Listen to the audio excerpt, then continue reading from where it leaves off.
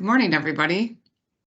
Thanks for joining us this morning. I'm Sarah Lucas. I'm the director of the Michigan Office of Rural Prosperity.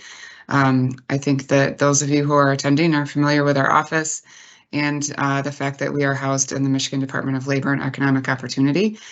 We've been working with you all and other communities over the last couple years since our office has been established to try to make sure that rural communities have connections to the resources and partners that they need in order to be successful. So I won't bore you with a lot of history and background on the office, since most of you here are very familiar with it. But suffice it to say, we have been acting as a liaison between rural communities, state government, and other partners for the last couple years, and trying to make sure that rural communities are connected to agencies across state government, to federal partners, to philanthropy, to universities, and to other rural communities, and as well as resources for programming and projects that we know will make a big difference in rural Michigan. As we've been doing that work and building programming around acting as that liaison and that connection point for rural communities, we've learned quite a few things. And so you've seen us evolve over the last couple of years in response to the needs and the opportunities that rural Michigan is experiencing. One of the big things, and I'm kind of giving this intro to sort of set the stage for the Rural Readiness program that we're introducing today. Want to just give a little bit of background so you know kind of how this came to be. One of the things that we have encountered over and over here in Michigan, and that I know has been a common theme across the country, is this incredible opportunity right now for rural communities to access federal dollars, and for that matter, state dollars, for programming that's never been available before. And what we're finding is, and what our partners in other parts of the country are finding, is that it can be difficult to deploy dollars to rural communities because we, in many cases, lack the project pipeline to make grant applications viable and competitive and successful. What that means is, we have such an incredible interest in investing in rural communities. And when large grants become available, there's a lot of outreach and interest in working with rural communities to submit grant applications for these new funding opportunities. And more often than not, it's difficult to find a project that fits the grant opportunity. And in many cases, it's difficult for the community to actually make it all the way through what is often a very time-consuming process. So there's been a lot of different kinds of responses to that issue on the part of state and federal government, and we've seen a lot of new technical assistance programs being offered as part of grant application processes, and we've seen other types of programming and resources that are available to rural communities who are trying to build housing or improve their infrastructure, or create new child care options, or enhance their transportation systems. We know that there's a lot of resources available for those kinds of projects, but it's not always easy for rural communities to identify those opportunities or to access some of the resources that would support them in that process. So the Rural Readiness Network is sort of our answer to that. I don't want to say quandary, because I think there's a lot of opportunity built into that. But really, what the Rural Readiness program is intended to do is bring all of our resources within the Office of Rural Prosperity together and better connect both our services and the partners that are serving you all as rural Michigan communities. As you know, we have a grant program, the Rural Readiness Grant Program, that we launched. We've learned a lot from that program over the last year, and it's informing some of the work that we're trying to do with what we're now calling the Rural Readiness Network, and the initiatives that will be connected to that. So when in the future, when you hear us talk about the Rural Readiness Program, we're not just talking about the grant program. We're talking about the Rural Readiness Network, the grants, and related programming that will be built underneath it. And I want to say that all of this is kind of building on the success and the learnings from each program and each resource that we've provided in the past. So Rural Readiness Program is shorthand for a variety of services that we're going to be offering on a more consistent basis moving forward. So next slide, please. One of the maybe I can move the slides. Okay, there we go. So when we looked at sort of the spectrum of needs out there in rural Michigan, it was clear that there's that a lot of communities are in different places, and we want to find a way to serve communities at the very beginning of the planning and project and grant application process. And we also want to serve those communities who have identified projects and are trying to move forward with grant applications or with project implementation. So as we talked about what that would require, we knew that there would need to be some early phase planning support for some of those communities that haven't been as closely engaged in conversations about grant funding in the past. I want to start with this piece here because I think it's a really important consideration that when we're talking about grant funding for rural communities, there's a lot of communities who are in good shape, who have identified projects, and they might need some support to get across the finish line for a grant application.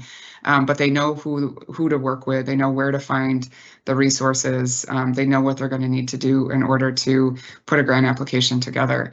And then there are communities who really haven't had a conversation at the local level about prioritizing needs and prioritizing projects, and might not know where to start in terms of who to work with at the state level or the federal level. Do they contact Eagle? Do they contact MDOT? Is there a federal agency that's involved in their particular issue? They haven't made it to that part of the conversation. So those communities that haven't been engaged in the past can be difficult to reach when we're trying to make connections about new opportunities that are becoming available. And when I say we, I don't just mean the Office of Rural Prosperity. I mean our other state partners like Eagle and MSHDA and MDOT and MDARD and MEDC. So what we really want to do is be able to provide some of that early support for communities to help them plan and get engaged in these conversations about grant opportunities. We also want to make sure that training and technical assistance opportunities are known and understood and available to all of our partners.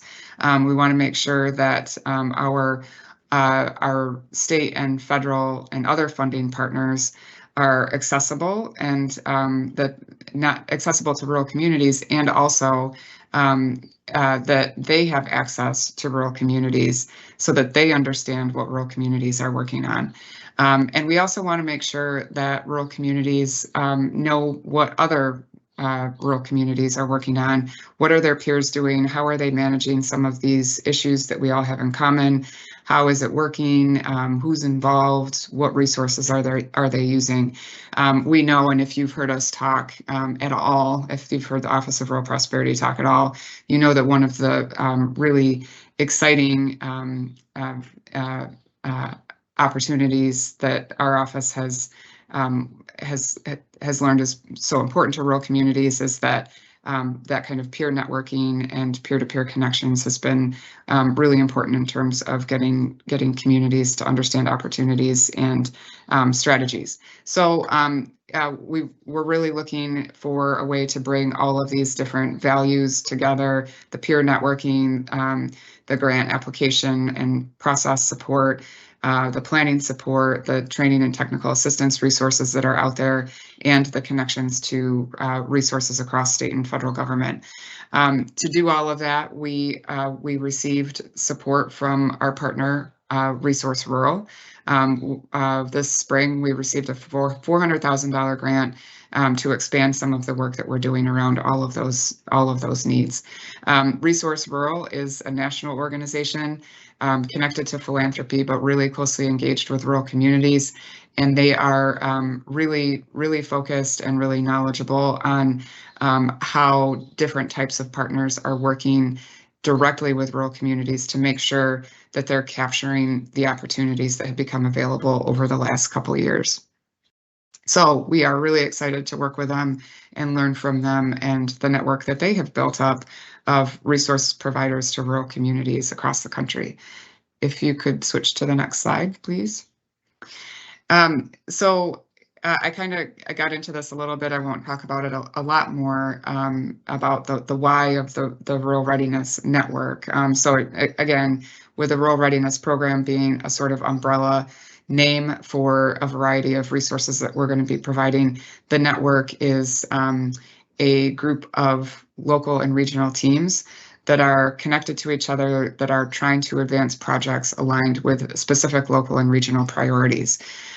So the idea behind the Rural Readiness Network is kind of going back to the issue that I mentioned around communities who haven't been as engaged with state or federal partners. We know that those communities are often more closely engaged with other local and regional partners nearby. And so having coalitions or teams between communities and partners give us an opportunity to connect into different parts of a region or a community, really help us just kind of expand our network into outside of the usual suspects. We know that there are some partners who are present and participating at every single thing, which is amazing, and we love that. But we want to make sure that we're not only talking to the same people all the time. And so the network of teams or the rural readiness teams are really intended to make sure that, one, we're not speaking with just a single organization in a community. Two, that when we're talking about these projects and these needs, that it's not a conversation that's happening in a local or regional vacuum, that there are other partners involved in that conversation, and that it's connected into other local and regional initiatives. And three, that we're able to hopefully bring on board some additional community partners that maybe haven't been at the table in the past. That's one of our hopes with using this sort of team approach at the local and regional level to participate in the Rural Readiness Network. The network itself is really intended to streamline access to the resources that are out there from state and federal partners. There has been, as I mentioned before, just an incredible response to the capacity issues that rural communities have experienced from a variety of state and federal partners. Navigating all of the programs for technical assistance and the grants themselves can become kind of challenging, just because there's so many of them. We might not know where to start. Rural Readiness Network is intended to really kind of clarify, what's available, who's out there, and do some matchmaking for communities who are engaged in different projects to make sure that they're connected to the right partners and the right programs. So think of it as as your local readiness team identifies priorities and potentially projects, brings them to us via the network, or I should say just brings them to us, period. We're able to sort of assess where you are, what you're working towards, and who might be the best resources or partners for you to move that project to the next step. So that's really kind of the main idea here, is to just make access simpler and easier for people who are working on different types of projects. And then finally, I talked about this a little bit already, but we want with the network to create space for communities and partners to learn from each other about what they're doing and how and with who, and really try to understand what's driving the conversations, what's needed in those conversations, and that's I think a really important point is that when we have conversations as a network about the challenges inherent in building housing in rural areas or offering childcare services, we often find that there are very consistent patterns, and having those conversations with our state and federal partners on board helps us elevate some of those issues and needs in a way that creates opportunities for our state and federal partners to respond to that. So more on that in a moment, but I think the big takeaway, if you hear nothing else from what I just said on the Rural Readiness Network, is that what we're trying to create here is a two-way conversation between rural communities and the partners that are working with them. So we want rural communities to be able to talk to state and federal partners about what they're working on. We also want state and federal partners to be able to communicate efficiently what opportunities are becoming available to them and what they should be ready for in terms of grant funding, and maybe help them take the first steps towards planning for that. So next slide, please.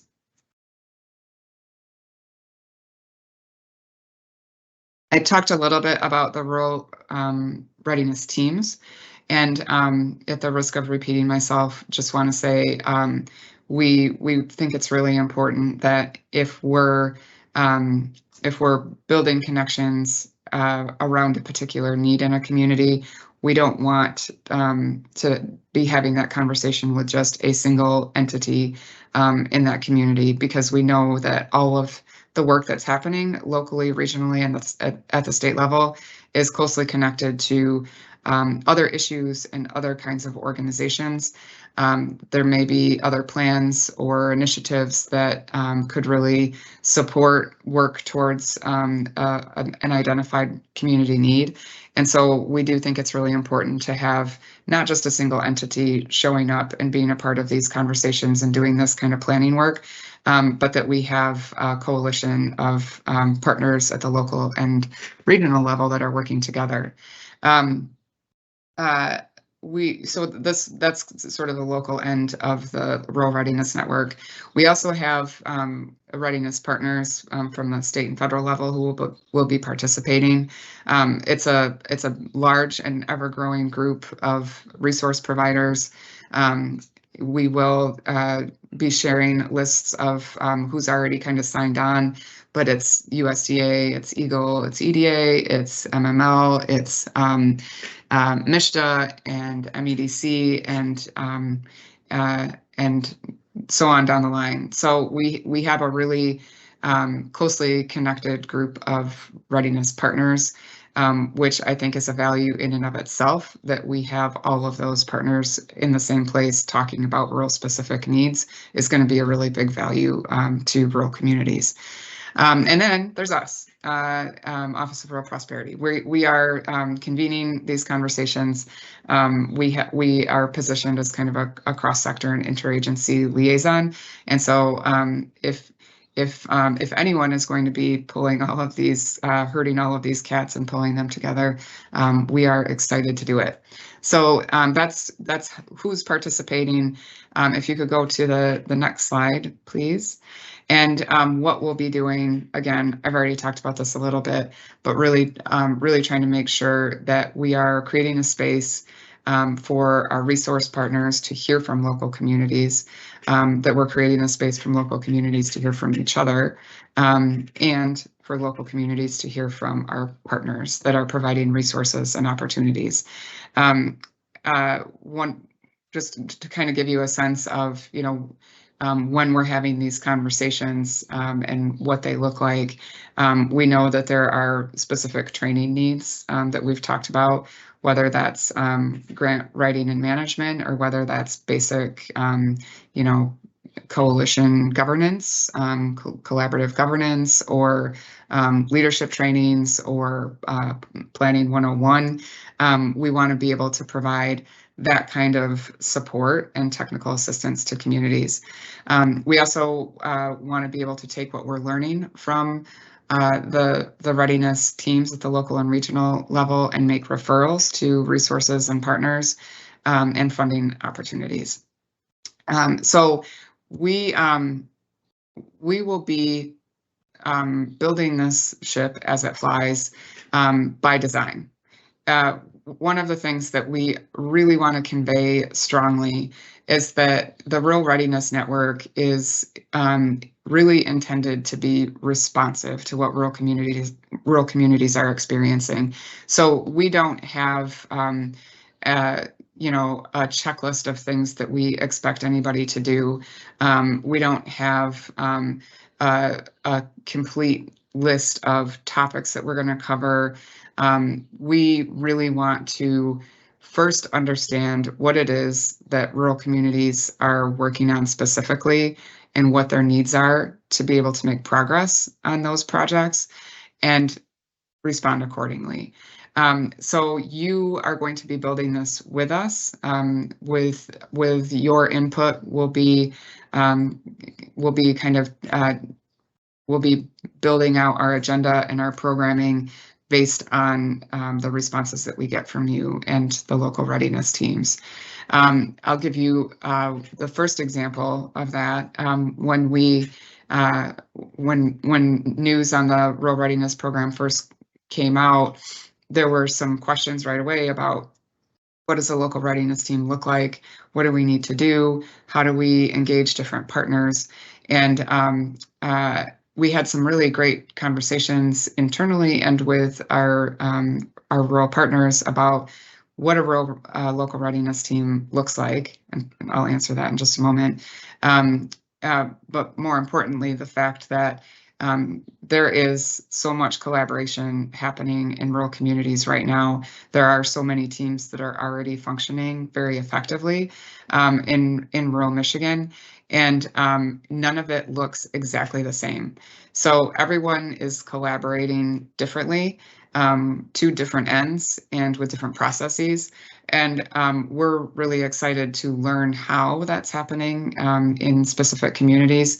And so one of our first network convenings will be talking about the collaboration models across rural Michigan with highlights on specific communities who are early in the process, late in the process, to really just get a sense of what's working, what's not, who's involved, what to look out for, and what you might be able to expect as you continue to collaborate with partners on specific priorities. So that's the idea, is that we hear what communities have questions about, and that we're able to bring more information to fill in some of those gaps for communities. To go back to the question of local readiness teams and what they look like and how we create them, we are actually doing a follow-up conversation next week to talk about that question specifically. We again understand that there are a lot of teams that are already fully operational in rural communities, and we don't want to create another layer of structure for anybody. And so when the short answer is we're going to have a more involved conversation with you about readiness teams. But in the meantime, just know that if you have a collaboration that's working in your community, don't recreate it. Don't try to reform it. Just bring it. We want them all. Like, if there's duplication, if there's multiple people who are serving on multiple collaborative bodies, which we know that there are, we're happy to have all of those collaborations at the table. We don't want you to recreate any wheels at all. We just are trying to get a sense of who's doing what, and these collaborative bodies are really a great way to do that. So more on that later, but if you, again, just if you take nothing else from what I'm saying on this slide, if you have a collaboration, bring it.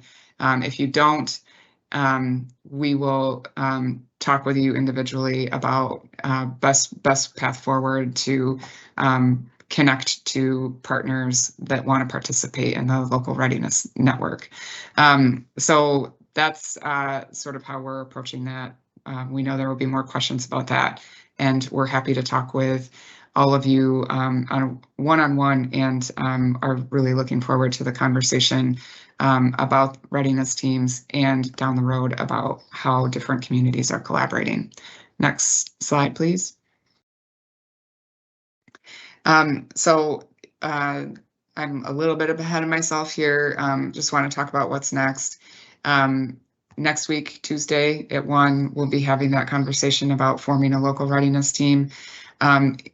Between now and then, or at any point after that, if you're interested in participating in the Rural Readiness Network, there's a couple different ways that you can kind of sign on. And one is to fill out an intro form that we've developed just to tell us about who would be on a local readiness team, what kinds of projects that you're interested in talking about. That's one way. It's fairly simple. It's a very short form. Again, just trying to get some information from you all about what it is that you're working on.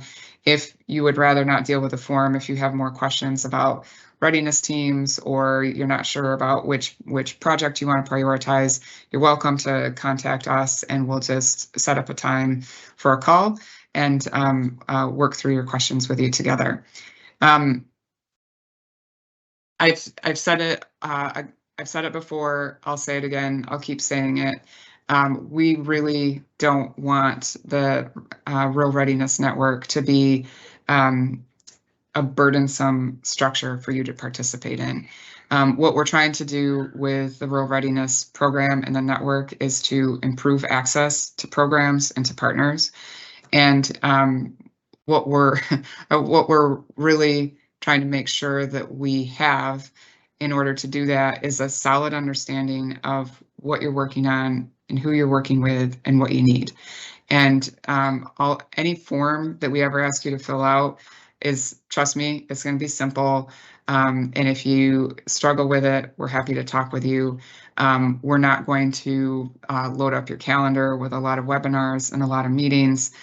This is really about making sure that everyone has the right information and the right connections so that they can make progress on their goals and access the resources that are becoming available. So the best way for me to say it is, when I first started in this role a couple of years ago, and things were coming at us fast and furious, and we needed to check in with rural communities to see what they were working on and whether they had any projects that might fit some of the federal funding opportunities that were becoming available. There wasn't an easy way to connect with everybody all at once. We didn't have a full list of rural partners. We didn't know exactly who was working with whom at the local level or the regional level or the state level. And so the Rural Readiness Network really helps us kind of fill that gap and bring everyone together so that when something important happens, we can just put out the bat signal and everybody knows all at once, and we can respond accordingly. So that's how we're seeing this, not as a very rigid government program, really just trying to keep people connected.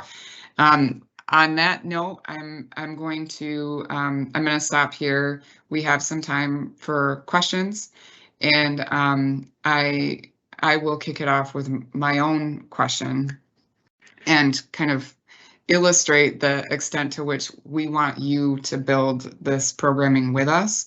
We're looking at first network convening in late summer, and using that as a way to have that more in-depth conversation about collaboration models and successes and needs.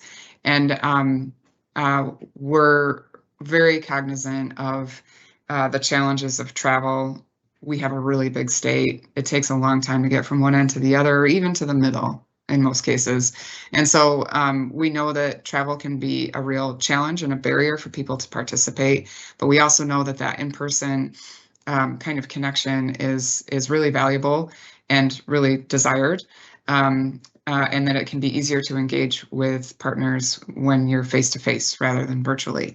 So one of the first things we'll be asking you, we'll ask you on this webinar, and we'll follow up with questions later on, is how you would prefer to meet with the Rural Readiness Network if you're planning to participate, and how you might want to see that structured.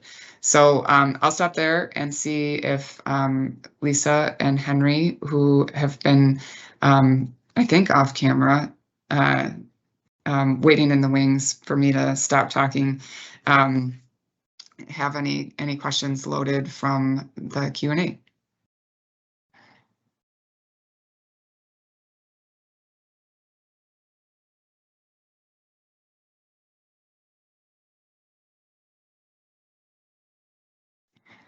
No questions. Not yet. If folks want to put their questions in the Q&A, we're able to throw them over to Sarah so that we can get some answers. Also, do feel free to use the Q&A. We'll be adding some information in terms of links for some of the program pieces, and we would love to see it if you feel so inclined to answer Sarah's question as to whether or not you feel like an in-person or an online, if you have a preference to how we might kind of assemble the Rural Readiness Network for our first convening. Feel free to drop that in the Q&A as well. There is one question here about where I can find the introduction form, and that is on our website here, the michigan.gov/rural readiness website.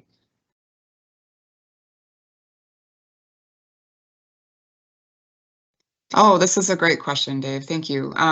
Besides the $400,000 grant, does the Office of Rural Prosperity have the financial and people resources to manage the program? So we do have one of the things that the grant will be supporting is another staff person. So we will be building out our team a little bit more. Right now, I think many of you know we're a 3-person office. We're soon to be a 4-person office, and then with support from the from the Resource Rural Grant, will be 5 people. But we do know that there is a huge need for the kind of support that we're going to be providing through the Rural Readiness Network. And I kind of touched on it lightly. We do plan to provide some direct community support to those communities who need more early phase planning work in order to build a viable project or a project pipeline. So that early phase planning support can be fairly time consuming. We know we're not going to be able to offer that across the state to every community who needs it. And that's something that we'll be hopefully building over the years as more capacity in our office to provide those kinds of resources.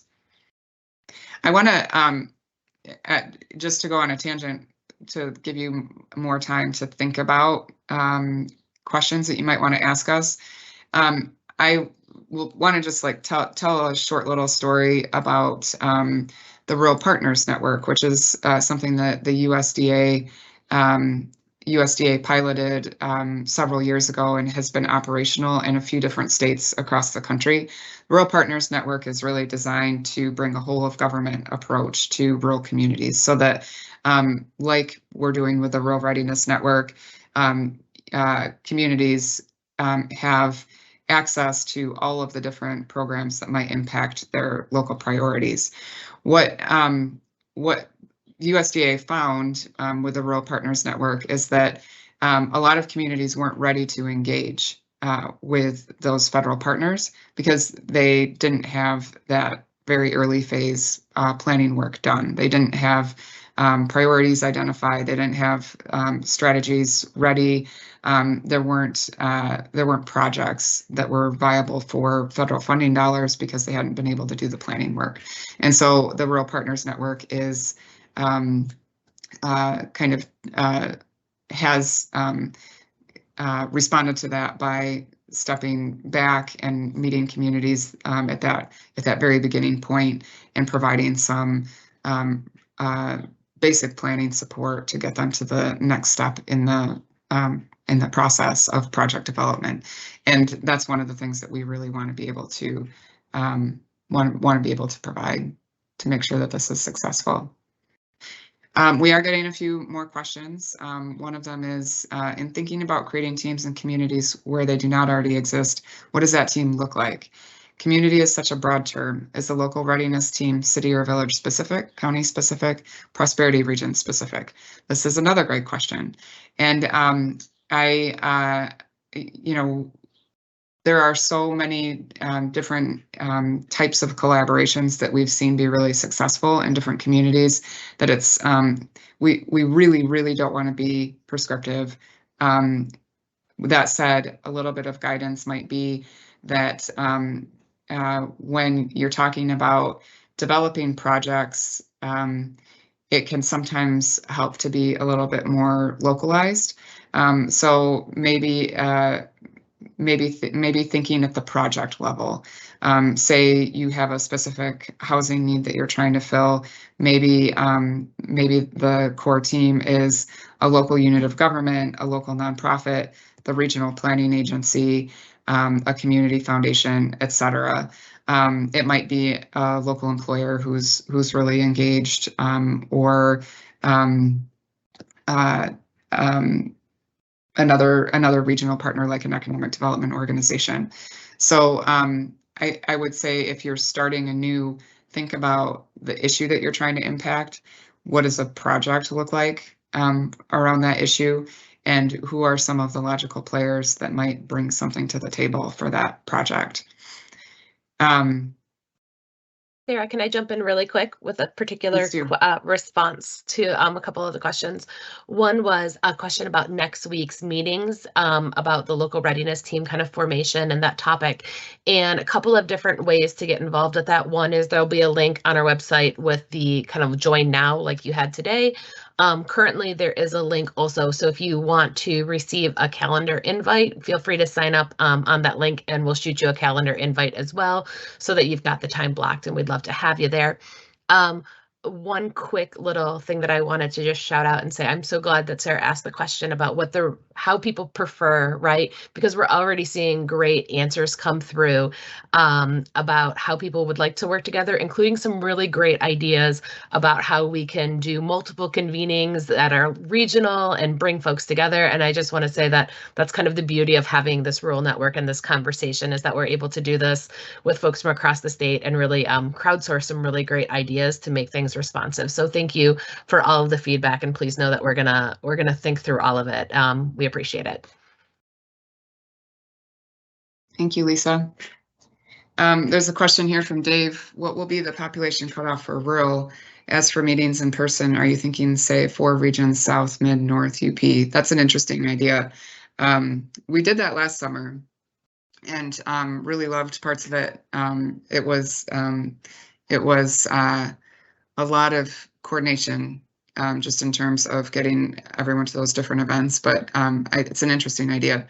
The question about what will be the population cutoff for rural, we don't have one. And we have different definitions of rural that we work with. and I would say that we would approach this question in the same way that we did in our rural readiness grant application, where if you are identified as rural by another state or federal program, that's good enough for us. And the other thing I would say is that what we do want to see is, even where urban or metro communities are involved, having partnerships with rural communities can be really powerful. And so if there's, if there's a community that's kind of on the fringe or on the border of being rural, and it's partnered with another community that's solidly rural, that's a great partnership, because sometimes those slightly larger communities will be able to bring more resources to the table for rural communities. And on the other hand, it really brings some of the rural concerns to the fore for those larger communities. So hopefully that doesn't sound like a non-answer, but we again just want to be really flexible and let communities kind of self-determine. Will funds be available for hosting in-person events? Virtual meetings aren't always helpful. Appreciate that comment. We will have some funding to host in-person events, and hope to be able to do that, and really kind of looking to you all for some guidance on what's the most valuable way forward. Is the June 18th meeting an open invite? Yes. The follow-up to the second part of that question is, will the details only go out to those who follow up with a form or meeting? No. And I'm glad you asked that. It'll be an open invite, and you don't have to have a form filled out to participate. In fact, you may not want to fill out the form until after you participate. That's fine too. We are not, again, in the interest of not making this huge pain or burden for anybody, we want to allow continuous access to participate. And so we understand we're going to get a handful of people sign up right away, and then we might get a few more once things are a little bit more cooked, and we might get some more even farther down the road. So it's going to be a rolling participation process. I was at the MSU program and listened to your office's presentation. It was great. That's because Lisa was there. She's awesome. On the hub, can private grants be added? And thank you for the comment. Yes, private grants can be added. I think you're asking about the My Funding Hub. But I think, yes, maybe we can talk more about that specific request offline. If there are communities willing to share resources to help move projects along, can this network address that? Yes, thank you, Sakura. That is an excellent question, and that is one of the goals for this Rural Readiness Network. Actually, is that we do have communities who are able to share their experiences and resources with other communities. Love that question, and are hopeful that this structure gives us a way to do that.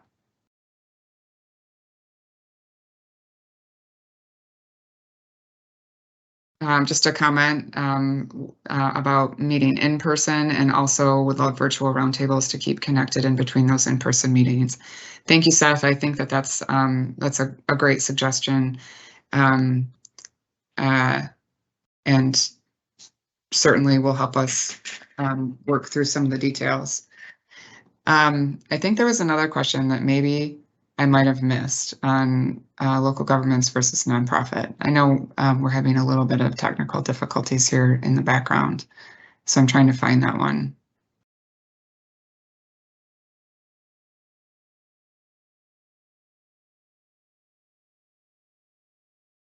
Henry, did you?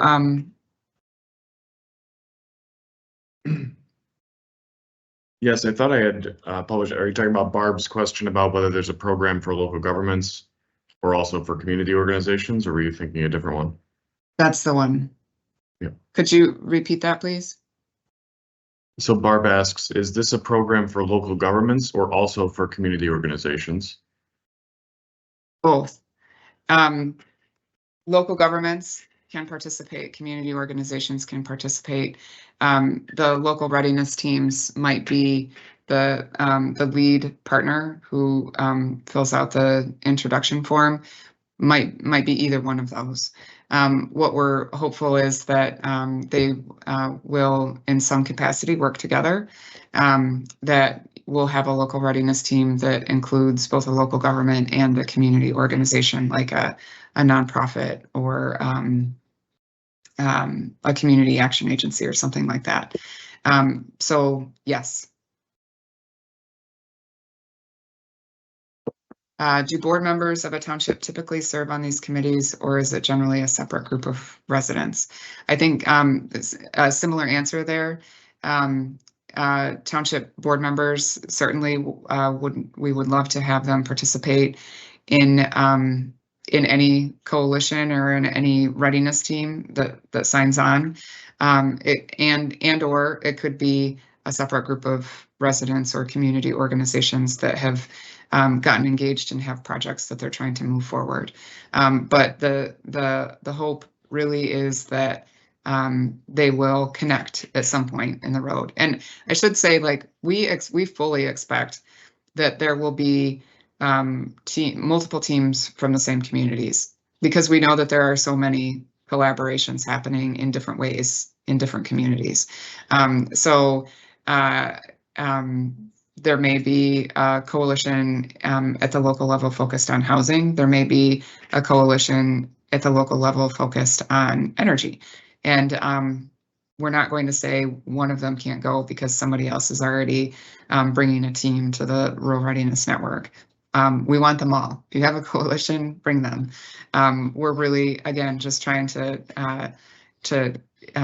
get a sense from you all on what's working, what you're working on, how you're doing it, who you're doing it with. So any configuration of local governments and residents and community organizations is a viable local readiness team that can participate.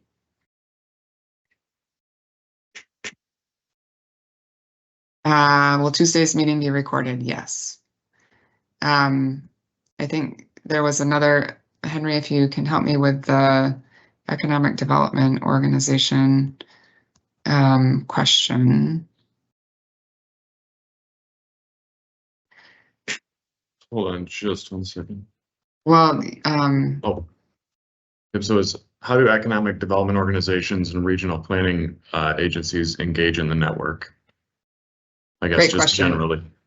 Yeah, great question. And we think that they're really important partners for any local or regional collaboration. So it may be in some places they are going to be a lead for a local readiness team, and in some cases they may just be a partner in the coalition that's included. But we do think it's important to have them engaged in some capacity, because we know that they have connections to other parts of the community or the region. I want to go back to something I mentioned earlier that's a really important consideration for us about communities that are more difficult to engage with or reach because they have such limited capacity and such limited bandwidth. We know that economic development agencies and regional planning agencies have broader connections and work with more communities. So if we have a very localized entity on the team, like a local government, township board, village council, or whatever, a community nonprofit, and a regional planning agency or economic development organization, our hope is that at least one of those organizations has connections to some of those more underserved, unengaged communities, so that we can get information to them, so that we can bring them into the conversation more effectively. So that's maybe a kind of a rambling answer. Short answer is please come. Like we want you to be a part of it. Again, don't want to be a burden, but really value the connections that you bring as regional entities, and the relationships that you have with some of those under-resourced communities. Here's a question on the hub. Could the amount of money available and level of competition be added? Some grants have very heavy competition and may not be worth the expense of the grant writer. So I think this may be my funding hub question. But I think that the question gets to an important point, and that is that when we have these conversations about funding opportunities with the Rural Readiness Network, one of the things that we want to be able to talk about is how might these funds fit your particular project or your community. And there's, on the one hand, an understanding to be gained from those kinds of conversations about how competitive they are and how well positioned you are with your project for those grants. On the other hand, there's, I think, a conversation that should be had about are there things in a, say, a climate-focused grant that might connect up with other priorities that your community has? And if we are able to talk through some of those questions about specific funding opportunities in more depth and understand kind of how other communities are approaching this or how agencies are hoping it's approached, we'll be able to answer some of those questions so that you're not spending a lot of time on things that you're not competitive for, and or that you are more aware of how your projects fit into funding opportunities that might be unexpected for your particular project. How do your activities overlap, align with the planning regions and their OEDP? I've confessed the OEDP acronym is not familiar to me, but as far as planning regions, again, we think it's going to be really important to have those regional planning agencies participating in these conversations at some level. We're not being prescriptive on how they participate, but we expect that they will come into the conversation in different ways. Is there a PDF version of the intro form? Lisa says yes. There's a link there in the Q&A to that PDF form. How do our tribal communities fit into this? Another great question. And we would love to see them there as leads in local readiness teams, as partners in local readiness teams. Really see them as being critical participants in this conversation, and want to make sure that tribal entities are part of the network. What's your definition of rural community? Can a nonprofit engage multiple rural communities for project-specific purposes? On the second part of that question, John, yes. We do expect that organizations will be participating in different rural communities or local readiness teams. And then our definition of rural community, again, there's a lot of different definitions, and with our rural readiness grant program, we kind of landed on a more self-determination approach, that if you are considered rural by another state or federal agency, then you are considered rural by Office of Rural Prosperity. So if you have questions about whether or not you should be engaged, I think you're probably talking about Traverse City, which is now technically a metro area. I think, you know, one way to think about this is when we have larger communities work with rural communities, we see that as a win, because oftentimes those larger communities have more resources and assets that they can bring to more rural and underserved communities, projects and plans. A hurdle we face in our region is capacity. There's quite a bit of money to be had, but not enough professionals in our region to apply for and administer grants. Our capacity increasing resources going to be made available? Excellent question. And yes, to us, to some extent and in different capacities. One is that as we are able to assess what communities are working on and identify specific projects, we're able to connect communities to resource providers who are able to offer those capacity increasing resources, whether it's technical assistance for a specific grant application or actually in some cases funding to help a grant writer or help support a grant writer. We will have a small amount of money available for some of those kinds of expenses. So not even necessarily grant writing consultation, but we know that some grants come with requirements for design or engineering or other studies related to the project.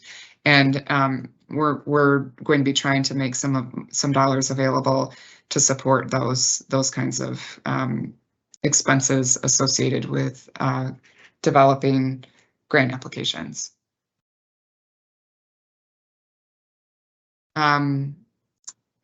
Question on whether there's a link to participate in the June 18 meeting.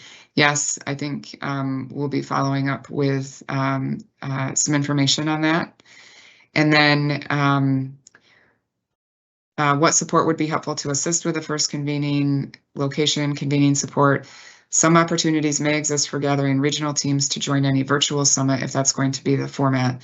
There could be regional convening locations to join and connect the full network gathering. Thank you, Allison. You read our minds. This was one of the things that we had talked about as an option, and we weren't sure, whether that would work for all parts of the state. But we do really like the idea of being able to do kind of a hybrid where where it's like a simulcast, I guess, where multiple readiness teams are joining in person, and we're kind of connecting them together through a virtual platform. So would love to hear people's ideas about that, and if they have locations where something like that might be an option. Also thinking about being able to bring marginalized communities to the table. Will we be able to have resources for childcare for in-person events and meetings? In Northern Michigan, lack of childcare is a large barrier. That is a fact. And if that is a need, I think let's certainly talk about that for these in-person meetings. Would love to, like you said, bring more underserved and under-resourced communities to the table, and want to make sure that we're removing as many barriers to their participation as possible. So as we explore some of these initial convenings, let's talk more about what that looks like. As a community with a total turnover of council, economic development staff, et cetera, is there a track for dummies to get started? How can we bring completely new teams up to speed?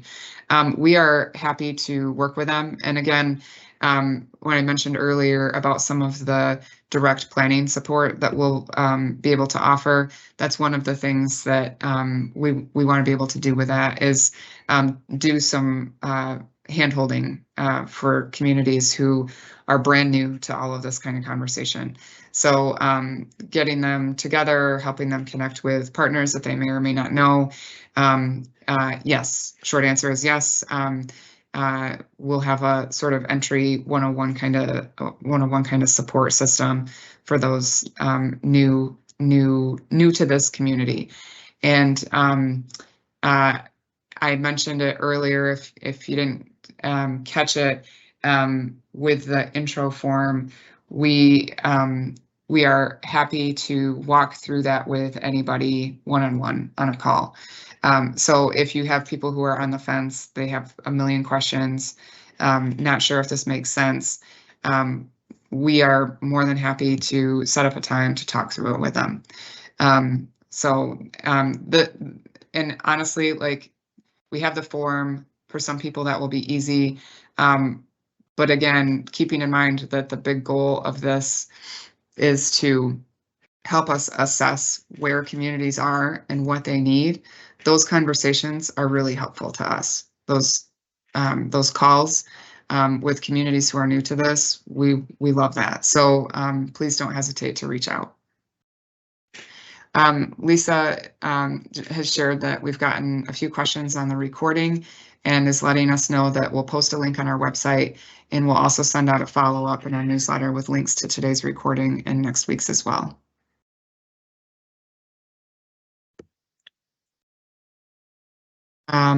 Did I miss any?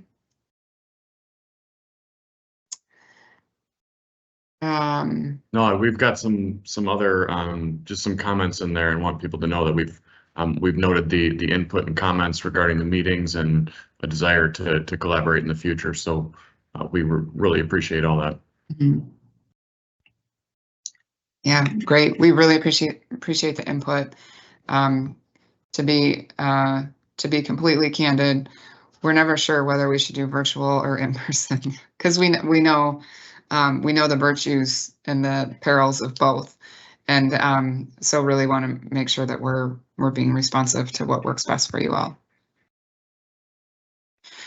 With that, I think we're at time, and just want to thank you for participating today, for all the great questions. We're really excited about this. For those of you who attended the Rural Prosperity Summit a few weeks ago in Gaylord, you know that we love to bring people together and hear the exchange of ideas and resources, and are just really energized by the prospect of being able to do that on a more regular basis and just continue those conversations, keep people connected, and help you all find the right resources and partners to get things done. So we're really excited about this. And final thing, not only are we excited about this, the rest of the country is excited about this. And I have to tell you sincerely, we've gotten so much outreach from other states who are interested in doing something like this and are going to be watching to see how this goes. You all get to be at the cutting edge of this kind of process. And so we're excited to have you along for the ride and to be able to share our learnings and our success with other parts of the country so that they can all be as cool as Michigan and have this kind of resource available to their rural communities. So we're excited and looking forward to the next conversation and to seeing you in person and virtually over the next several months. We'll be in touch with information as it becomes available, but really, again, are grateful to you for coming on board with this new idea. We'll see you again soon.